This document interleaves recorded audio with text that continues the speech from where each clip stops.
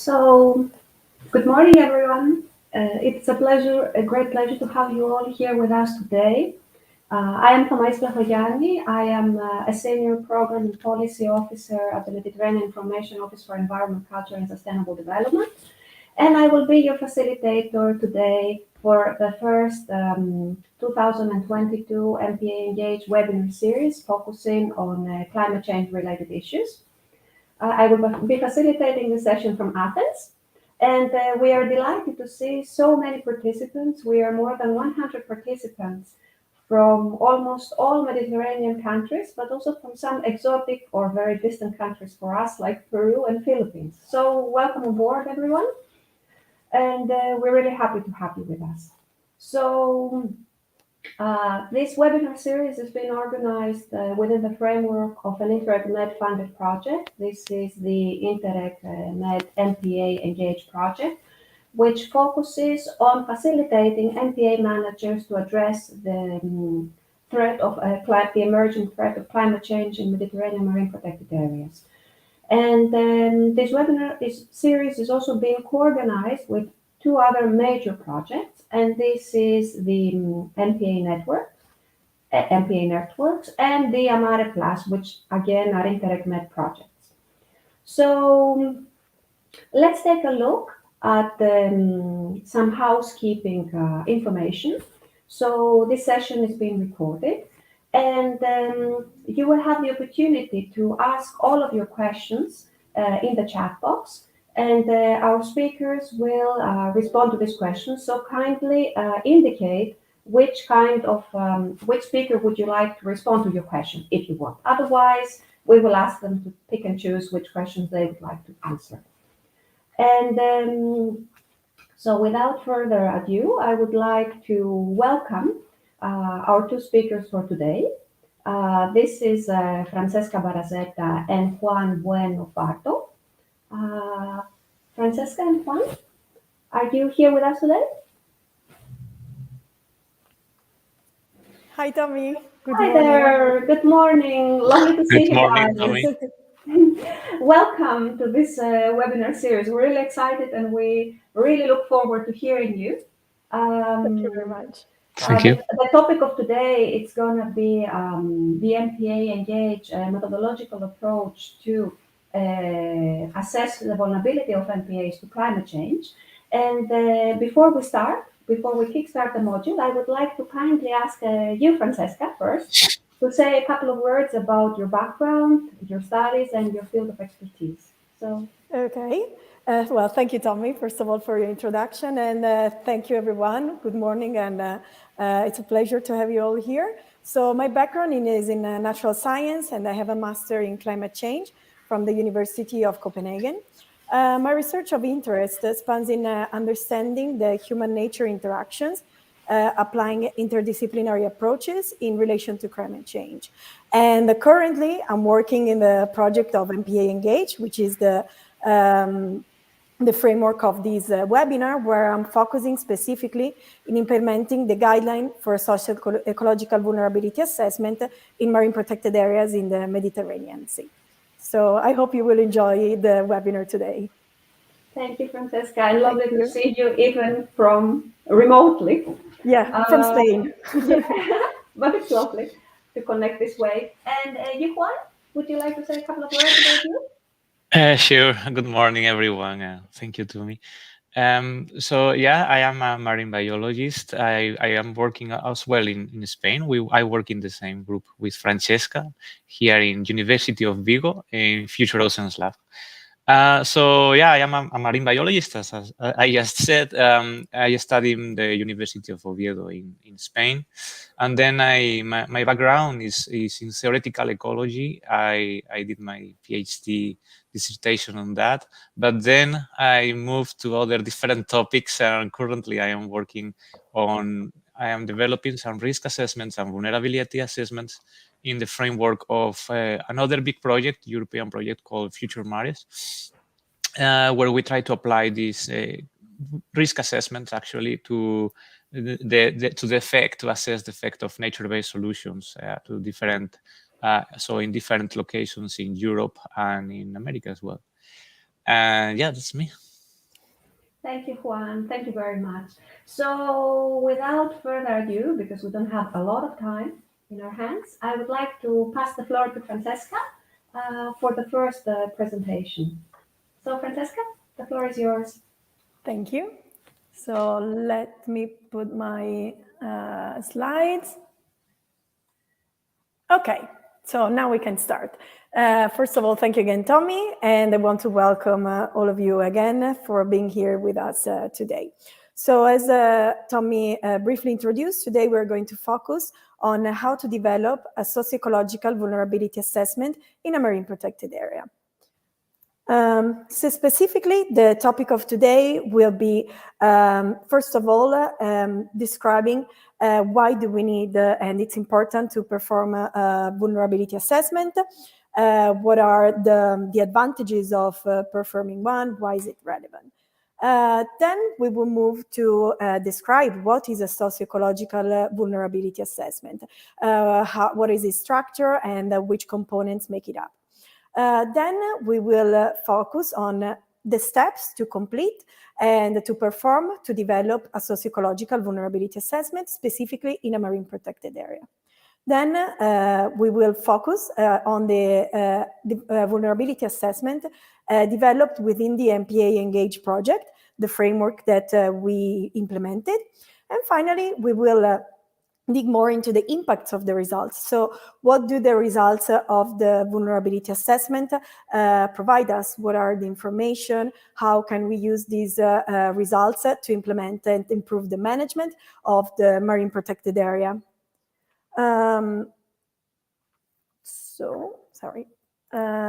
Just to give a small background, and as probably everyone here today is very much aware, climate change is having a significant impact worldwide and is affecting ecosystem globally, including the life below water.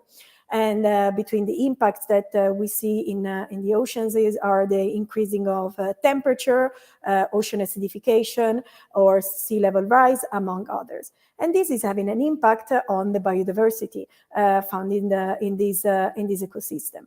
And for example, it leads to a shift in the species distribution, in the spreading of invasive species, or habitat loss. If we focus on the the Mediterranean Sea, which is the focus of our workshop today, we know that the Mediterranean Sea is a semi-enclosed sea, and it's known to be a hotspot for the impacts of climate change, and where the water temperature are increasing 3 times with a speed that is 3 times faster compared to the average worldwide. And hence this is threatening already the health of local marine and coastal ecosystems. When we focus on the marine protected areas represent a key conservation tool for specific habitats or species that needs special protection, but they also can have a very significant and important role in adaptation to climate change. However, these systems are not free from the impacts of climate change. In fact, we're already seeing a significant alteration in biodiversity also in these areas. So the importance of performing a vulnerability assessment in marine protected areas can provide to the management with relevant information identifying risk and vulnerabilities to the impacts of specific climate change stressors. And this can provide relevant information to target management actions, to include in the management plan, to adapt to these potential impacts and increase the resilience of these areas. So what are the advantages that a vulnerability assessment provides us when we perform it? So a vulnerability assessment allows to incorporate and to integrate complex climate change information, complex climate change stressors into the decision making. And performing feasible steps and actions managers or the person that is performing the vulnerability assessment will be able to prioritize some actions over others, including them adapting the management plan, including these actions into the management plan, and being at the same time aware of the potential impacts that future climate change stressors can pose to the area. So what we can say is that vulnerability assessment can be, as a framework or as a tool, are very flexible. In fact, they can be applied to very different contexts, to a marine or terrestrial environment. In fact, many vulnerability assessments have been performed on coral reef or on terrestrial habitats in forest. Also, they can be performed focusing on different layers. On a specific species, on a specific area. They can focus at the individual level of people. They can focus on communities. For example, specific studies have been performed on fishing communities. And also they can focus on different activities. For example, on the agriculture sector, on the tourist sector, or in this case, we are focusing on marine protected areas.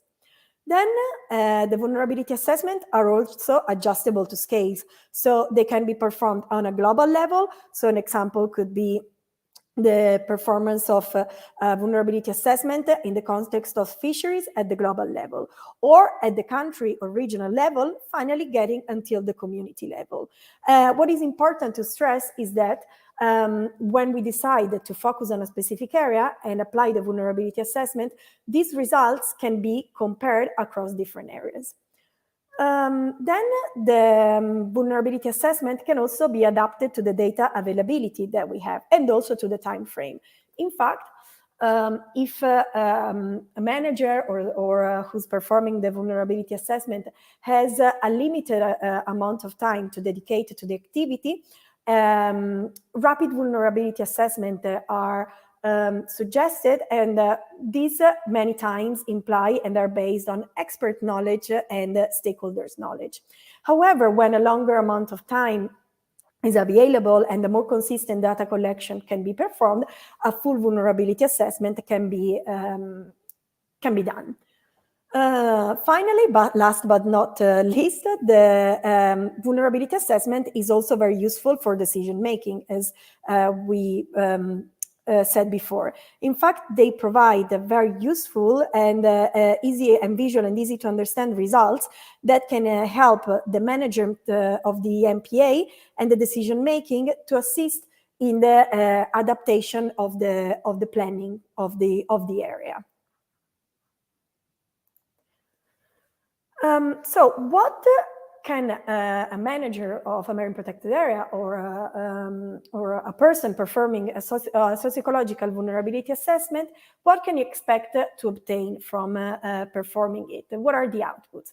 So first of all, an overall index value, a final result. In fact, if we still focus on the marine protected area, you can finally obtain a specific result, a specific score that provides the total vulnerability of the marine protected area.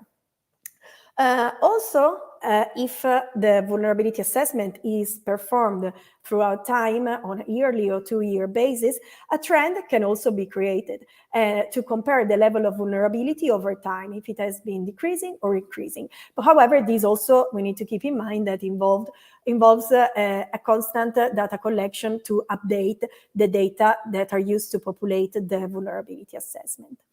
Then also we can expect a relative ranking of the vulnerability score.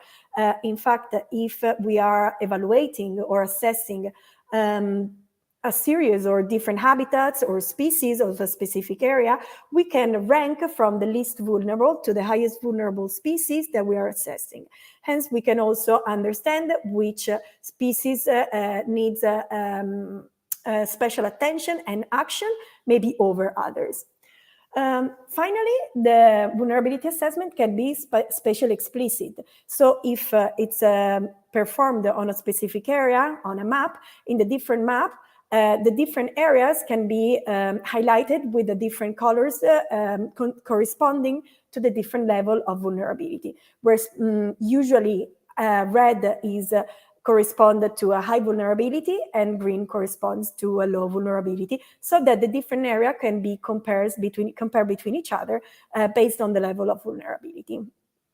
However, it's also important to stress what we cannot obtain from a vulnerability assessment. And this is that unless we don't design together with the same methodology the framework that we're going to use, the results cannot be compared between each other. And this is because different indicator can be used, different weights can be used, so the whole methodology can be different. Hence, the different results cannot be compared between each other.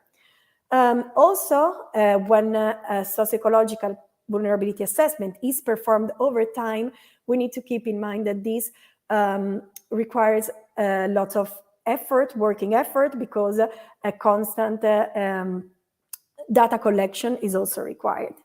And finally, the effects of specific feedbacks or interaction in the systems are not included. And we know that systems are dynamic. Okay, so now that we have defined why it's important to perform a vulnerability assessment and why it can be relevant, we need to define what vulnerability is. And we define vulnerability of a marine protected area as the propensity and or predisposition of the system to be adversely affected by the impacts of climate change. And vulnerability depends and is composed by three main components, which are exposure, sensitivity, and the adaptive capacity. And we're going to explore more into depth these three components in the next slides. But first of all, we want to stress that the vulnerability assessment is a useful tool to evaluate and calculate the vulnerability of a system. So it's a tool to calculate the vulnerability. And in the specific case of the framework that we used in the MPA Engage project, different systems have been involved in the analysis. The first one is the ecological system. And the ecological system is composed by the exposure, the ecological sensitivity, and the ecological adaptive capacity.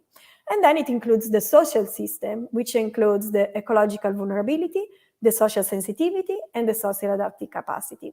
And combining these two systems, we obtain what is our goal to assess the socio-ecological system. So moving to the components of vulnerability, we have both for the social and ecological dimension, we have the exposure. The ecological exposure is defined as the degree of exposure of the system to the impacts of climate change in terms of magnitude, frequency, duration, and extent. And there are different examples of climate hazards that can be used as exposure. There is a sea surface temperature increase, which is very often a common indicator used in vulnerability assessment, marine heat wave frequency, ocean acidification, and extreme weather events. While the social exposure corresponds to the ecological vulnerability. The exposure of the social domain corresponds to the ecological vulnerability. And ecological vulnerability is given by the combination of exposure, ecological sensitivity, and ecological adaptive capacity. Moving to the next component, which is the sensitivity. We have a sensitivity for both domain, which are ecological and social, once again. And the ecological sensitivity is given as the condition and characteristic mediating the short-term propensity of the ecological domain to be influenced by the exposure. So the dimension that we explained in the slide before. An example of ecological sensitivity span from special species thermal tolerance. So these specifically focus on the species encountered in a marine protected area, mass mortality events, or the water pollution. So related to the characteristic of the local waters. Then the social sensitivity relates to the conditions and characteristics of the social domain and the dependency on the systems, on the system's habitat and species. So it is strictly related to ecological dimension. And examples of social activity are, for example, the attachment to the occupation. How attached the user group, the stakeholders, are to the occupation. and also, for example, the species catch dependence of fisheries. Then there is the adaptive capacity. The ecological adaptive capacity is defined as the present and future abilities to implement effective and long-lasting responses to changes. And these are also very related to the species and habitats that are found in the marine protected areas. And examples of indicators are species abundance or habitat and habitat complexity. While the social adaptive capacity relates to the present and future ability of the user group to implement effective responses to change, minimizing and coping and recovering from the potential impact of a stressor that they receive in their system. And these examples are, for example, the learning capacity of some stakeholders of a specific user group, the organization of social group, for example, the level of collaboration, and the participation of a group in the decision-making process. So now that we have defined the different components of the structure of the vulnerability assessment system, we can define also the formula behind it all, which is that vulnerability is given by the sum of exposure and sensitivity minus the adaptive capacity. So now we move to the next step, which is once we have defined why it's relevant to perform a vulnerability assessment, what are the components and what is vulnerability, we can design and say how to develop a vulnerability assessment in a marine protected area. And this involves different steps, and as you can see in the figure. And the first one is to develop the context.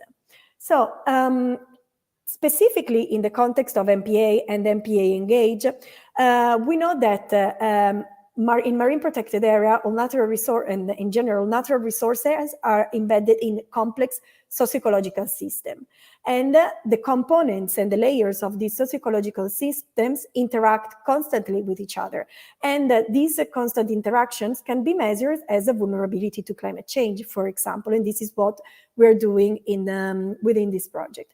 And these layers are four, and which constantly interact and are defined as governance, users, resource systems, and resource units.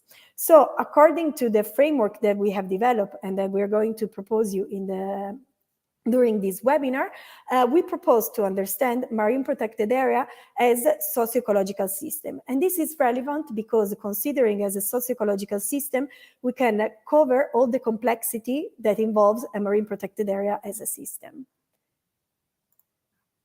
Going into depth of the socio-ecological system of a marine protected area, we include the governance system. And the governance system incorporates the rules and regulation that allows to the marine protected area management to run and to exist. Then we have the resource system, and it involves the ecological parts, the section of the ecological system that needs protection by the marine protected area regulation, which can refer to habitats or species. Then we have the user system, and the user system includes all the stakeholder groups that perform activities inside the MPA area, which can be professional or recreational fishers, the divers, or the tourists. And finally, the last subsystem is the resource units, and these are the units that of the ecological system that interacts with the users, which could be, for example, the harvested species that from which the recreational or professional fishers are dependent, or from the charismatic megafauna that can many times attract tourists and also divers. So when performing a socio-ecological vulnerability assessment, as we just said, it's very important to define the context in which the assessment takes place. Then it's important to define the scope. What do we want to measure specifically in this assessment? Finally, define the resolution of what we want to measure and the temporal scope of the vulnerability assessment. Here we provide a brief example of related to the MPA Engage project. For example, the context is the MPA Engage project, this, where we consider marine protected area as a socio-ecological system. The scope is a Mediterranean marine protected area. The resolution, we could specifically focus on the assessment of habitats, and the temporal scale could be on the current time period or with future projected scenarios of years 2050 or 2100. So while it's also relevant to define, and specifically we have been doing within the project, is that what we have assessed is not just the vulnerability of the marine protected area, but a multiple index was created. So we also evaluated the vulnerability of specific stakeholders, ecological units such as habitats and species. So when performing this kind of assessment, it's very important also to define which stakeholders want to be involved in the assessment, which ecological units, and define the species to consider in the assessment. And of course, it's also relevant to understand the links that there are between these different units, so between habitats, species, and stakeholders. As specific stressors can affect specific habitats or species, and these species could be very important for the subsistence of specific groups of stakeholders. And examples of a focus of species of vulnerability assessment could be endangered species or endangered habitats, or when we consider MPA users, could be artisanal fishers or the tourist sector. Once the focus units have been defined, it's also very important to define the climate impacts. So if the vulnerability wants to be calculated to the recurrent climate stressors or to the future projected impacts of climate change.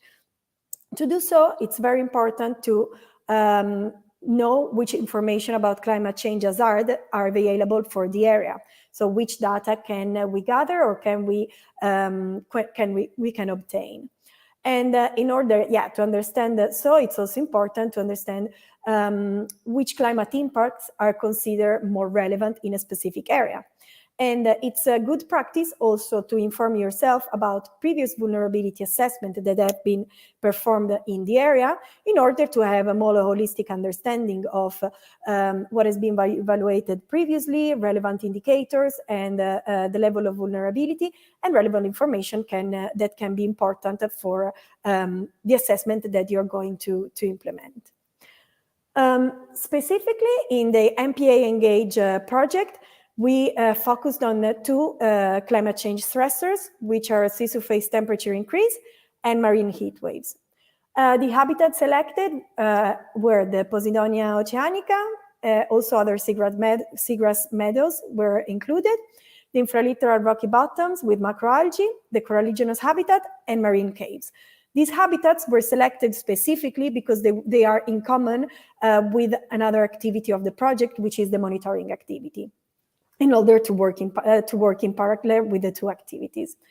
Then the species were selected from 6 specific groups, which are the fish species, the climate impacted, endangered, flagship, keystone, and monitored species. Also, we are aware that some species could be found in more of one group.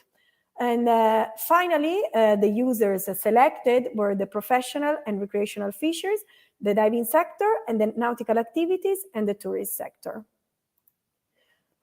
Okay, so once we have defined the focus of our assessment, the focus units, and the climate impact that we want to use, we can start working with the indicators. The indicators represents the stepping stone of the index. They are the bricks that constitute the index, and combining them, they build up the vulnerability components of the exposure, sensitivity, and adaptive capacity that we have previously explained. And the big work behind this is that obviously, this indicator needs to be measured, and that this process many times requires secondary data collection, expert interviews or expert judgment, and many times also could require primary data collection. So how were the indicators selected to build up the framework that we are presenting today? So good indicators were selected. And what defines a good indicator? A good indicator is an indicator that is relevant to the topic. It has a clear theoretical link to what we are measuring. It is specific, it is contextualized, it is accessible to us, and it is appropriate. So the indicators were collected performing an extensive literature review, going obviously through different documents, reports, and articles. And when the indicators were checking and fulfilling the 6 characteristic of a potential of a good indicator, we were considering it for our assessment. And if we provide an example of a good indicator, one indicator that is part of the framework is the mass mortality events. And this measures the range of abrupt events that cause a sudden mortality of a great number of marine organisms in the last 5 years due to alteration of water condition. It is measured with a number. It's a component of ecological sensitivity and is measured qualitative. So is these indicators relevant? Yes, because we have seen extensively in the literature that mass mortality events occur inside marine protected areas. There's a clear theoretical link, yes, because species that are in marine protected areas can be vulnerable to the impacts of these events. It's specific, yes, because we have a clear unit of measurement. Is contextualized because it relates to specific species that we are including specifically in the assessment. It's accessible because managers are keeping track of these events many times in their databases, and also they are available in the TMEDNet website. And finally, it is appropriate as we are considering the data for the last 5 years of monitoring inside the MPA. So once we have performed all these selection of indicator, we have a good list of indicators, both for the ecological system and the social system, for the different dimension of exposure, sensitivity, and adaptive capacity. We're ready to move to the next step to conduct a vulnerability assessment, which is the index calculation. And now I will give the floor to my colleague Juan, and thank you very much for listening to us. Thank you, Francesca. Thank you very much for this very interesting and comprehensive talk on the topic. Thank you, Tommy. Which will be complemented by Juan. So Juan, the floor is yours now. And just to remind the audience, do not forget to pose their questions for Francesca or for Juan. Okay, thank you. Okay. Okay, thank you, Tommy. Thank you, Francesca. So let me share my screen. Okay, I think you can see it now. So yeah, continuing with the talk of Francesca. Let me go there. So as Francesca explained right now, so we are working with indicators, meaning that vulnerability assessments are not exactly the same, or as many people think that they are related to modeling, things like that. But this is not about modeling. This is more like monitoring, I would say, because as we based our assessment on the use of different indicators, we are going to be able to extract specific information on specific characteristics of our units of analysis. And with these indicators, we will construct the indices as Francesca was just explaining. I would like to say a word about, first of all, about the measurement, because we will have different kinds of indicators, many different ones.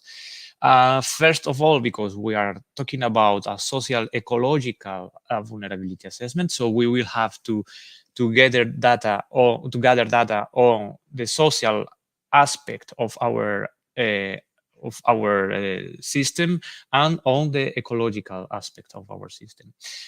All that to get the different indicators. These indicators can be both, we are going to have in the end qualitative indicators and quantitative indicators, because we will measure many different things. And of course, we will not have always the same kind of information.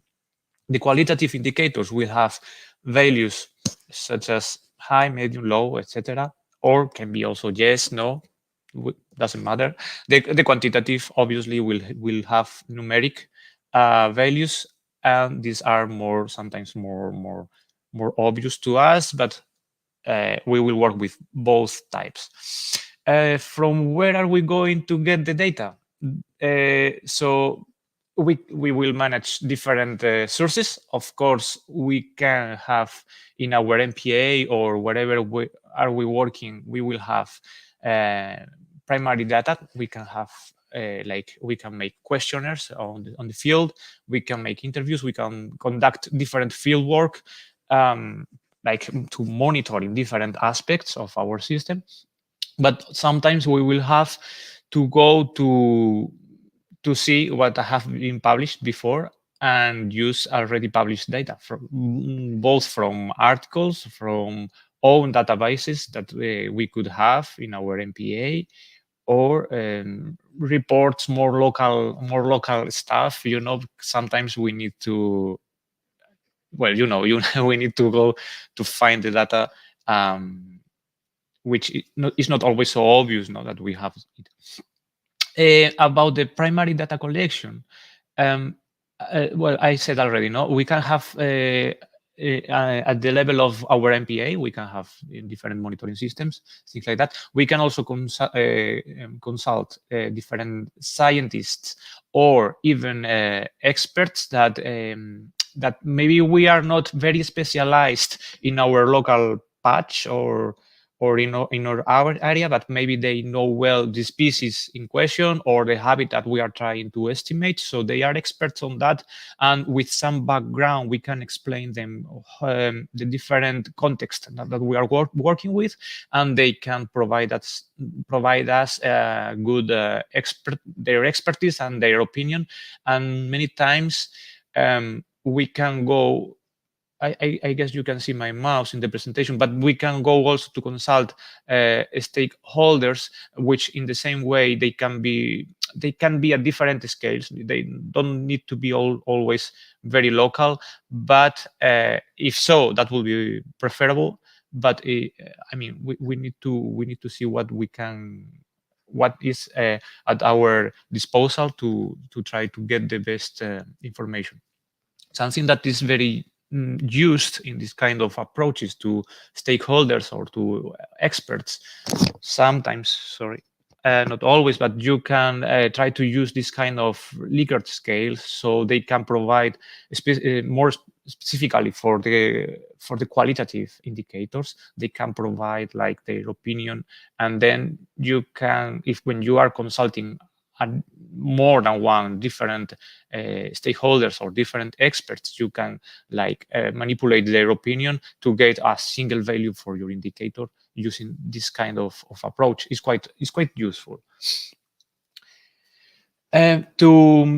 Once we have collected the information of the different indicators, we need to build our vulnerability assessment. And our vulnerability assessment needs first to go through the different indexes that we are going to use. To do that, and this is probably the most tricky part of any vulnerability or risk assessment, we need to manipulate, not manipulate, but transform the values of our indicators so we can combine them. And usually we do that in a 3-step process: normalization, aggregation, and weighting. We will see them one by one. First of all is the normalization, and this is probably, I think this is the most problematic or tricky aspect in any vulnerability assessment, because and it's easy to understand when you talk about different indicators related to many different topics. the values of these indicators can have different ranges. So imagine if you talk about number of days per week that visitors are allowed to go in your MPA. You know that the minimum will be 0 and the maximum will be 7. So the range of values is very well defined. However, when you talk about any other thing, more numerical, but in another range, you need to, many times, it's not easy to see what is the minimum and what is the maximum. And the problem for this is that you don't know exactly how you should standardize or normalize this indicator.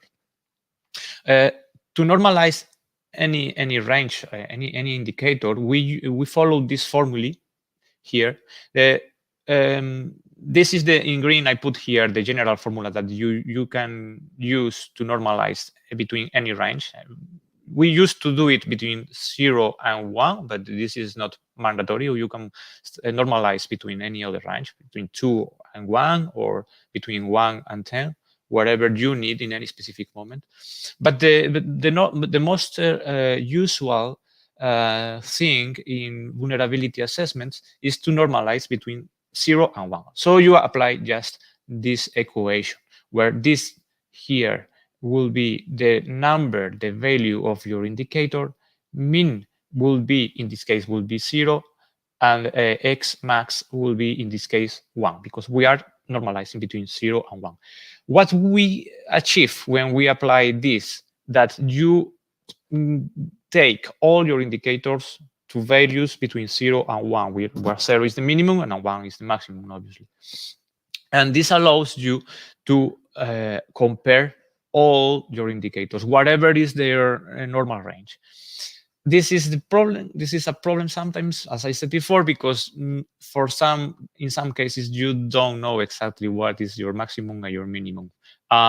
In MPA Engage, for example, we try to, for some indicators which was not clear, we try to got the minimum and maximum from our population of observations. So the different MPAs were considered as a population, and we try to extract from them the maximum and minimum. Then we applied kind of a distribution. We applied like statistical method, not very complicated, but we fit like a normal distribution to the observations, and then from there we try to estimate the minimum and maximum. There are different methodologies to do that, but yeah, this can be one of the problematic steps, I will say, for vulnerability assessments.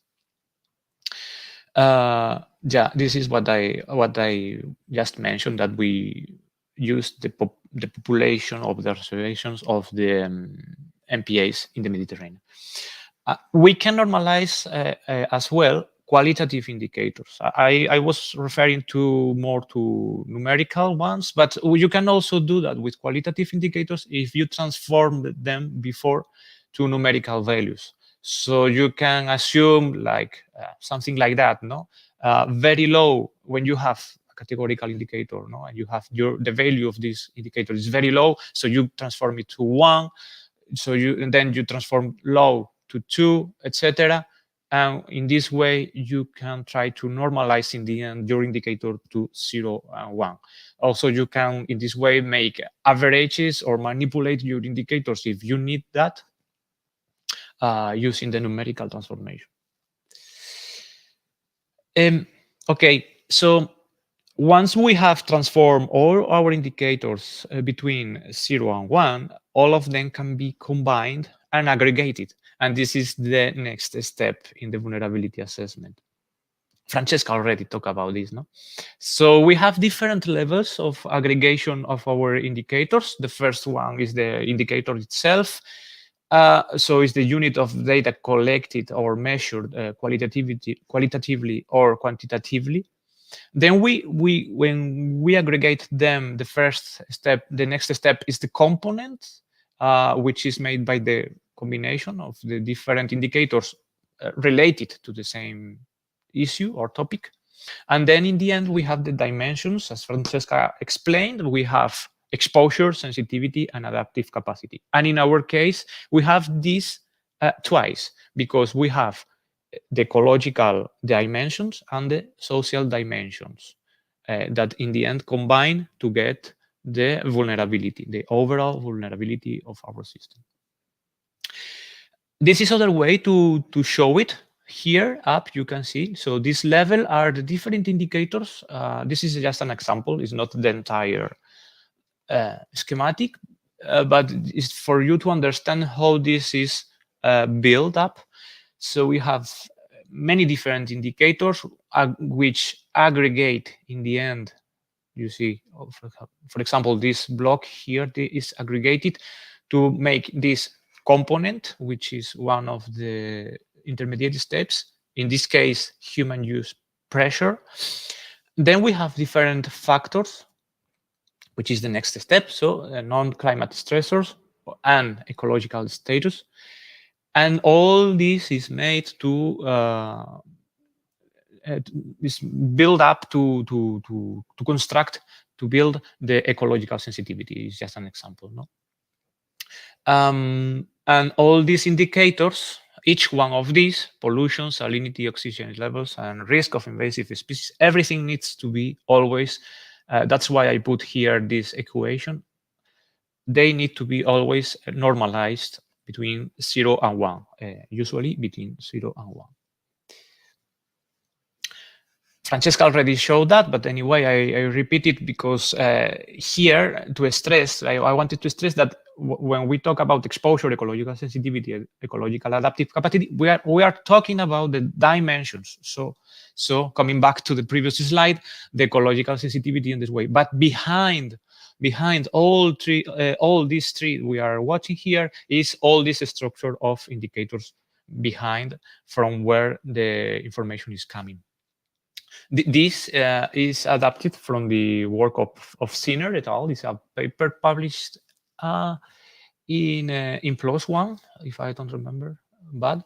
And the nice thing here is that Francesca already said, but so the ecological, this will be the social exposure, because we don't have a specific, we have a specific data, but we call it the ecological vulnerability. We equiparate both things, and this is the way both systems, the ecological and the social, are coupled in the end.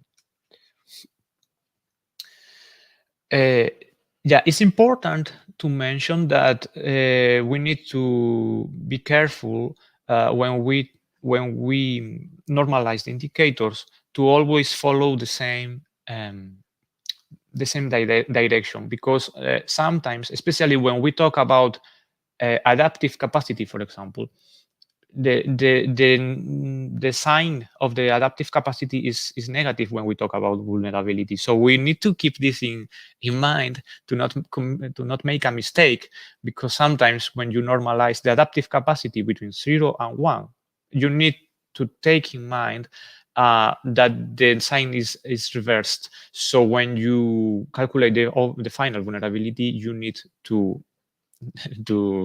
spin it around to convert it to positive, so you don't assume something with a negative value.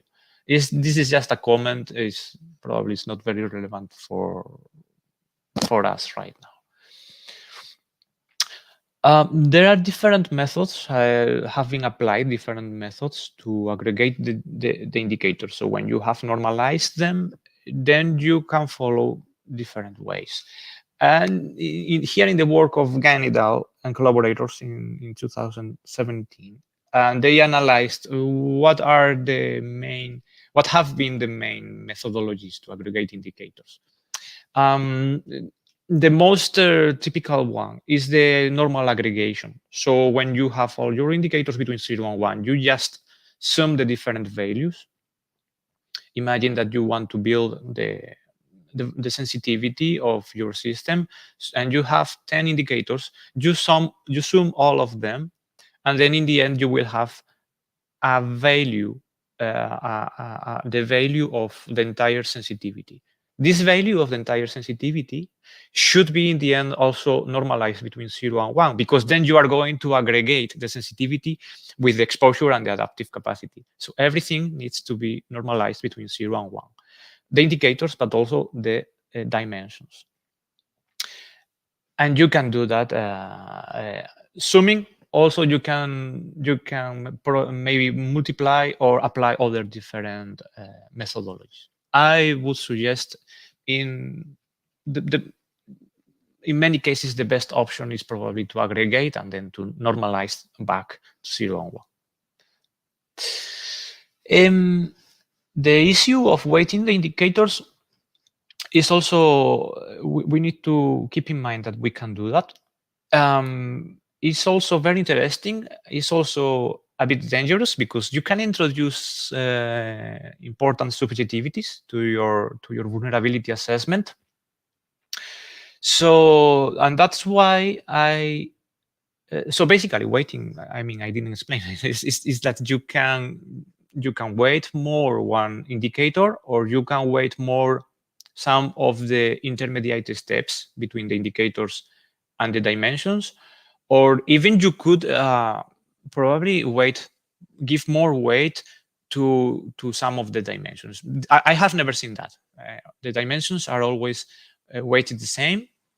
In the case of MP-Engage, all the indicators are weighted the same, actually, but then what is not weighted the same is the intermediate steps. I think are the, I don't have it here. I think are the factors, but Francesca can correct me later if she wants. So there are different options. We can weight all the same, and that's it. We can make different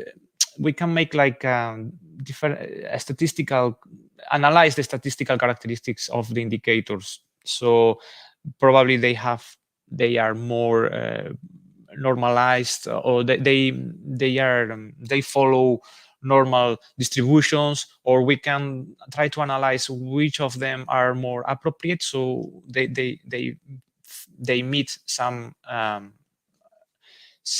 requirements to, and you can give more weight to these indicators.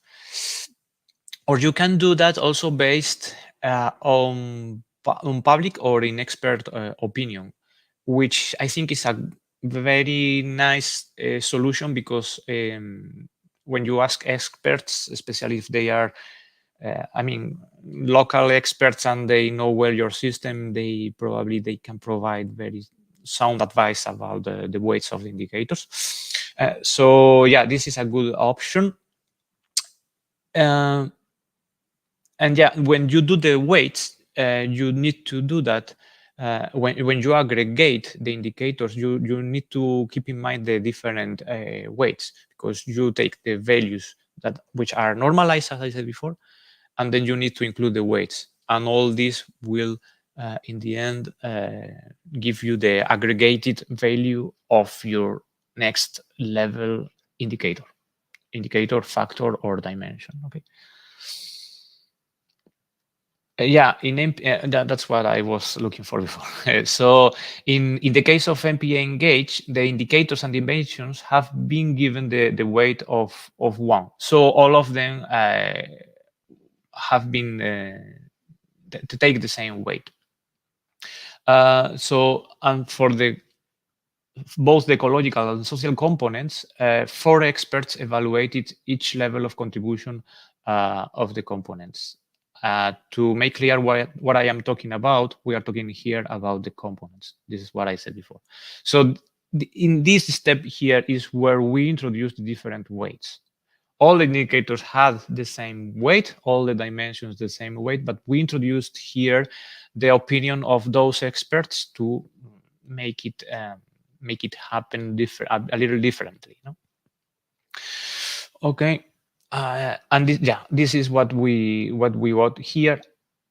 The components. So these components here appear with these weights. These weights are in this table here are standardized between 1 and 10. That's why we got these values here. But anyway, it's not. This doesn't matter for us in this case. And how we ask them to give the weights. We first ask them to rate the information which was available in the literature to support their answers, and also they rated the confidence that they had in this different weighting. And in the end, we combine both things to get the final weight of the component. Okay, besides all this that I just explained, vulnerability assessments used to have a measure of the level of confidence you got in your different indicators, or and in the end, in the assessment that you are providing. To do that, we also ask the experts, or not only the experts, but every indicator measured by experts or from published data or from whatever has to be associated to a value of the confidence we have on these indicators. And this is done following different criteria. For example, criteria related to the quality of this data, where has it been published. For example, if the data is available in the literature, in reports, or in local documentation, we can see what is the level of agreement of this indicator specific. Sometimes the quantitative or the qualitative data is also given a different level of confidence, because the qualitative data sometimes is more, more general, so we don't have that specific value for that specific indicator. Also, we consider criteria such as the length of the time series that from where we are obtaining the value of the indicator. And sometimes we also, for example, other criteria can be the number of interviews you have made to obtain a value, or the number of stakeholders, or for example, the scale of the scale of the stakeholders. If they are very local, probably they know better your system. For some indicators, this can be something good. In other cases, this is something you need to assess, to estimate, in any moment, if the scale of the stakeholders can be better or worse, if they are very local or not, things like that. And for this you establish the criteria. We made some tables to establish these values in the methodology of MP-Engage. And then in the end, you have a level of confidence for each indicator, which is also, which can be also in the end combined or normalized between 0 and 1. You can make it as you want. Between 0 and 1, it will have in the end the same value, as the same range of values as your indicators, which is nice to compare and see easily where is your biggest confidence. But you can have also other scales between 1 and 5, or whatever you want. This is not very relevant. The point is that you try to see, for example, in your assessment, if you, for example, the adaptive capacity or the exposure or whatever is having a lower or higher level of confidence, so you can in the end understand and make an interpretation of why in the end you have the results that you are having, and try to see if improving your data could make a difference, for example, and where you could put a bigger effort to obtain more data. Yeah, in MP-Engage, the scale that we use for the level of confidence was between 1 and 5. I already said that this is not really very relevant scale that you use. But for example, the kind of results that we got, you can see here for the exposure, like we have 4.5 5 of confidence, and then for the sensitivity or the adaptive capacity, it was lower, the confidence.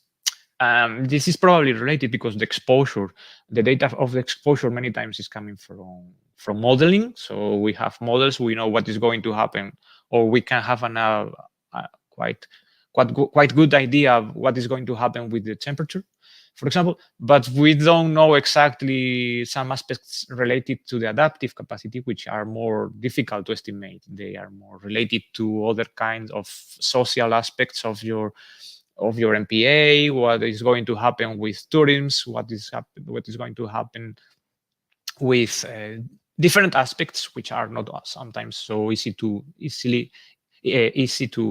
modulate and so we don't have so good opinion on that. Well, all this that we that we have presented, Francesca and me, in the context of MP Engage, have been published in their guidelines that were different. That you can consult. No, they are available, and you have the different temperature projections in sea surface temperature and the marine heat waves, which are the most relevant exposure hazards that we have considered in this vulnerability assessment. We will talk more in detail about this tomorrow, I think, and then the different actors that we are considering, so the habitats, the key species. We have also included different user groups relevant for the MPAs. And all this has been carried out in coordination with monitoring and citizen science activities, and of course with stakeholders, which was a very relevant. You can see here a nice picture with stakeholder engagement and participation carried out by the different MPAs. We will also talk more about this, I think, tomorrow. But so there is a tool, an online tool, which will be ready very soon for. So Francesca will explain more about this. Where it's not interactive right now; it's more for consultation.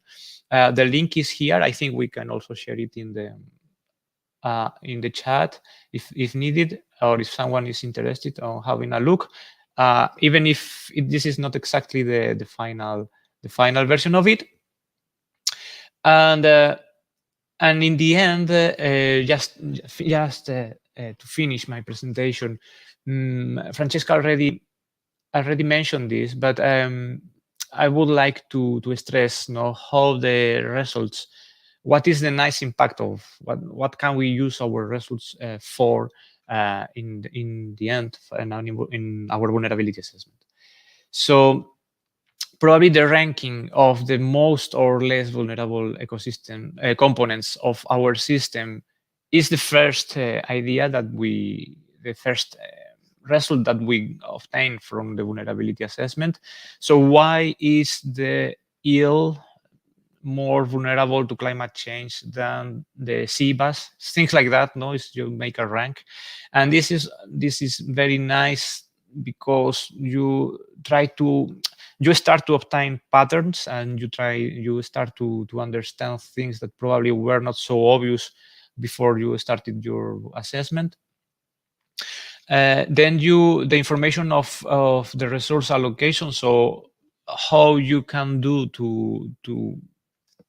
with the information you got, where are you lacking information to understand what is the vulnerability of the system, so where you need to improve that. Then this is very nice to try to design adaptation strategies directed to a specific targets, such as a specific species or habitats or whatever, and in the end you try to reduce the vulnerability of the system to the climate change.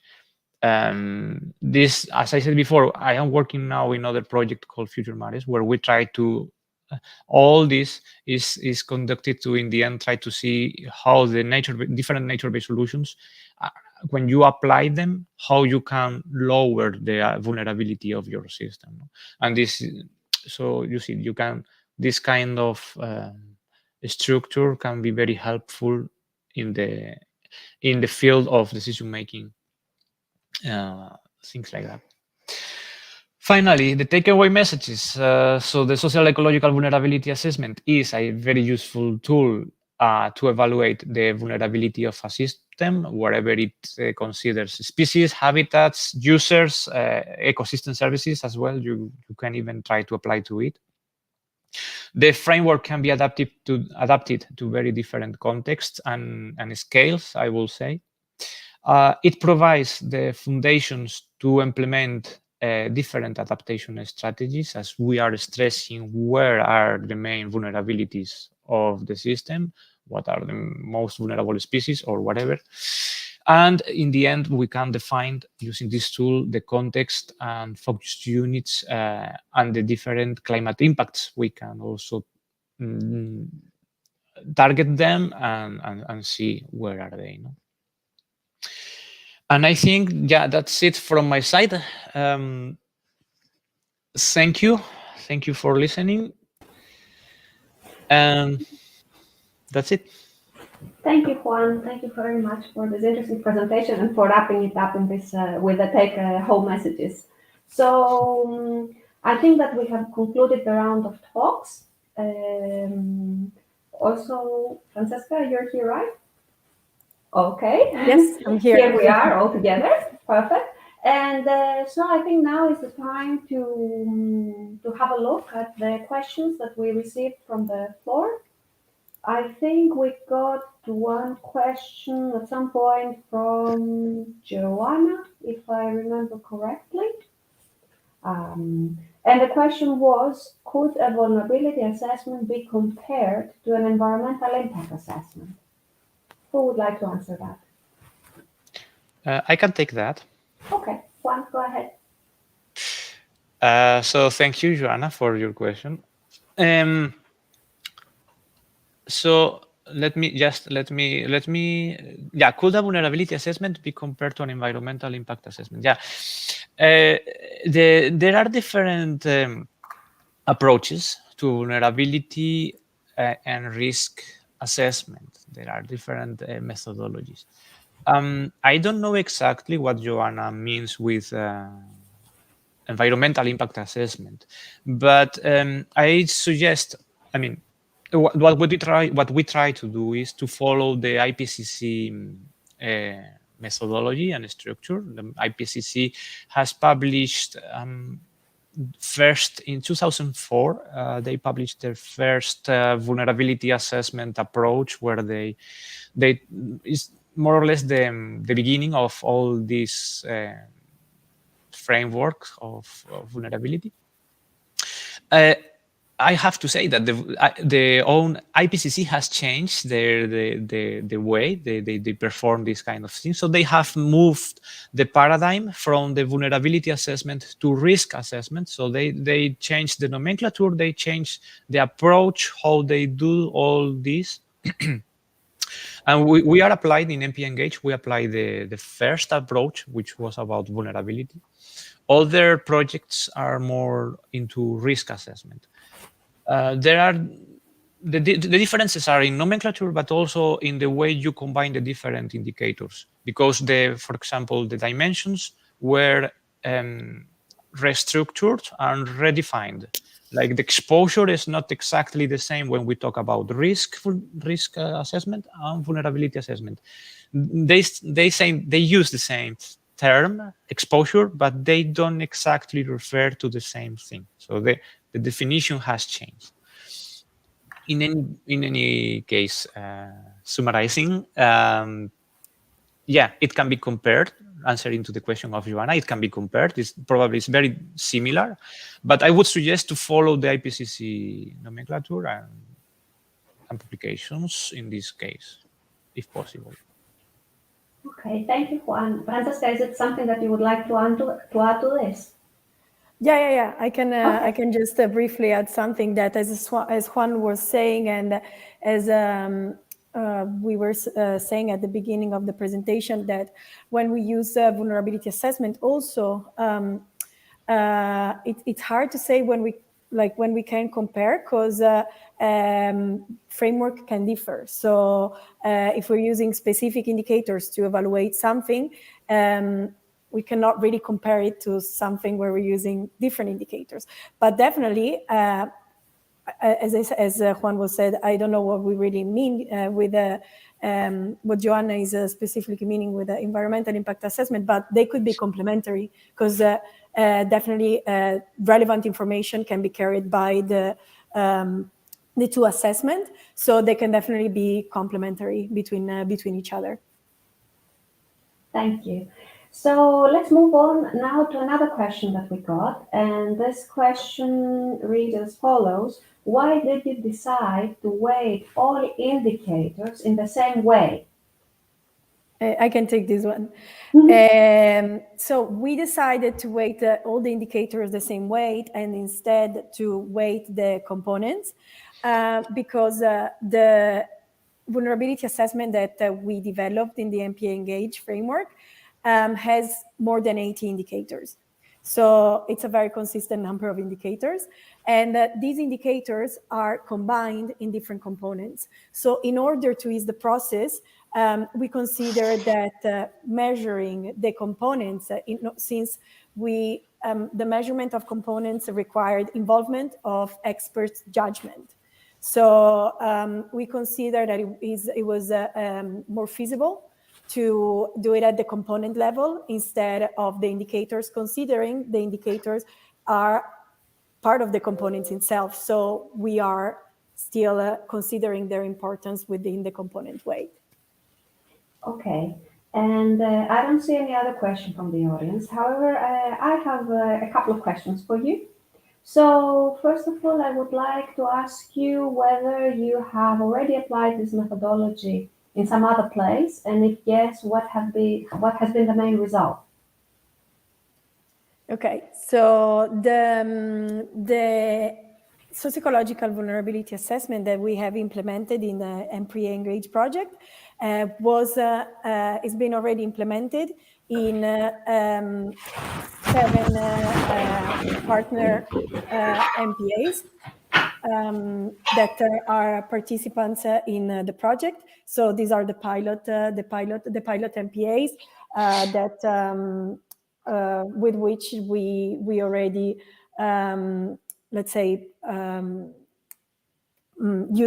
applied the framework with. And there were some MPAs from Spain, from Italy, Croatia, Greece. In France. Sorry, I was almost missing France. And the results are showing that since specifically what we are measuring within this framework is the impact of climate change within different projections. And according to the projection, we see a pattern of increasing level of vulnerability when the higher concentration paths are used. And this is a pattern that unfortunately we see in all MPAs. Okay, thank you, Francesca.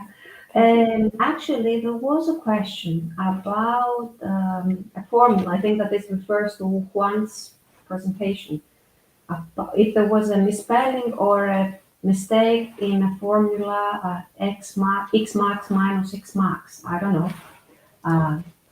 Yeah, I think there was. It was supposed to be X max minus X min. Okay. It's true. Yeah, I just realized. Sorry for that, and thank you for the. So mystery solved. Mystery solved. Totally.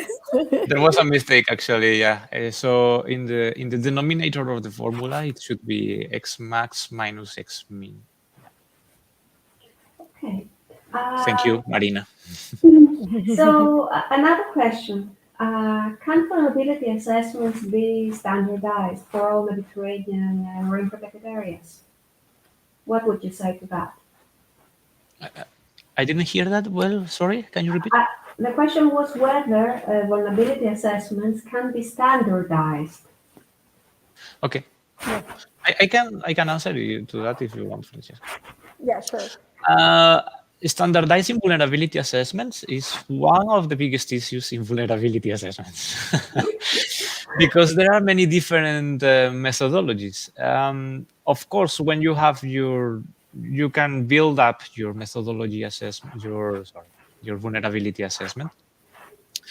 But in the moment that other person or other group builds a different vulnerability assessment using different indicators, is not going to be, the final result cannot be directly compared.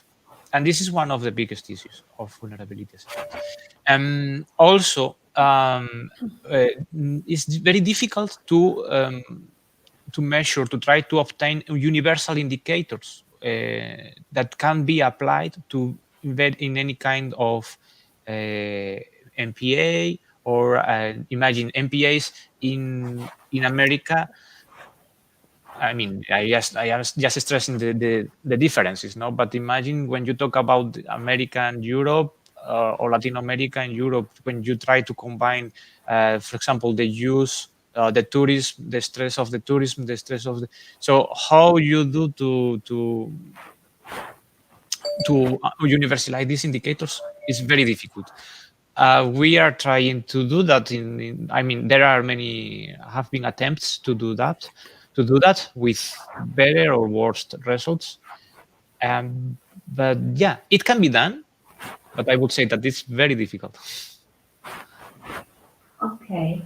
Thank you, Juan. I think we got one question from the audience, from Ibrahim Boubekri. I hope I spelled his, pronounced his name correctly. And the question is whether the MPA Engage protocol methodology is adaptable for Southern Mediterranean countries. Well, yes. I mean, what we are trying to do now in the MPA Engage project is to actually try to develop a framework which is at the Mediterranean level, which definitely includes the Southern Mediterranean country as well. So as Juan is saying, there are difficulties because it's not very instant and easy to create a framework that it's adaptable at the Mediterranean level. But this is what we are actually working on right now, and it's our attempt. So that will definitely include the Southern Mediterranean, because we are doing a standardized methodology for the all Mediterranean marine protected areas. Thank you, Francesca. I don't see. You would like to add something, Juan? Please go ahead. If possible, yeah. No, Yes. I think that the indicators used in MPA Engage, correct me, Francesca, but I think they are ready to be applied probably in Southern Mediterranean, African, or any. I mean, the characteristics of the MPAs are should not be so different, no? So if you take those indicators and you measure them in other different contexts, then you will have values of vulnerability that you can compare directly to the MPAs of MPA Engage. Yeah, that's definitely, if I can answer as well, definitely at the Mediterranean level, because this comes back to the normalization process, which is what Juan was mentioning in his presentation. So when we normalize the values, we include the minimum and maximum at the Mediterranean level, because we all the information collected from the literature with the information at the Mediterranean level. So this is why I was mentioning that we are implementing it at the Mediterranean level. However, it's definitely adaptable to other regions. However, when we should consider the normalization, that maybe minimum and maximum values could be changed according to the context of where we are applying the vulnerability assessment. But yeah, the indicators are very we selected them to be very adaptable as well. Perfect. Actually, we got also a question about, if I understand correctly, about the frequency of a vulnerability assessment. When should this be carried out? On which basis? Annually? It's a good question. I mean, it depends on the resources, no? I guess how often you can measure different indicators. Probably some of them are going to be very easily measured. You don't need a big effort to do that. But in some cases, probably you will not have so much data. It depends. Annually, I think is quite optimistic. I would say probably a period of 4 or 5 years will be more realistic. But I mean, there is not a specific answer to this question. I mean, it depends on many things. Okay, I don't see any other questions. So I guess we can conclude this first webinar. And I would like to thank you, Francesca and Juan, for your valuable contributions. They were very interesting, and I hope that the audience really enjoyed them. Also, thank you all for joining us from so many countries and bearing with us. Feel free to contact us, to contact Francesca, Juan, me, to follow the MPA Engage project on social media and be updated on the recent developments. We will be happy to respond to any of your questions. And actually, to remind you also tomorrow to join the second webinar. And yeah, that's about it for now. Thank you all. I don't know, Francesca, Juan, if you would like to say some concluding words. Thank you, Tommy. It was a pleasure to be here, and thank you to all the audience for the nice questions and the interest. And yeah, keep in touch and follow MP Engage in the social media so we can communicate easily there. Sure. Thank you. Yeah, thank you very much, Tommy, for being our moderator today, and thank you, Juan, for as well for joining. And as Tommy said, feel free to get in touch with us if you have any interest about the vulnerability assessment or the MPA Engage project. We are here to answer the question. And see you tomorrow for the next webinar. Yeah, see you tomorrow. See you. Have a nice, lovely day. Bye-bye. Bye. Bye. Bye. Ciao. Ciao.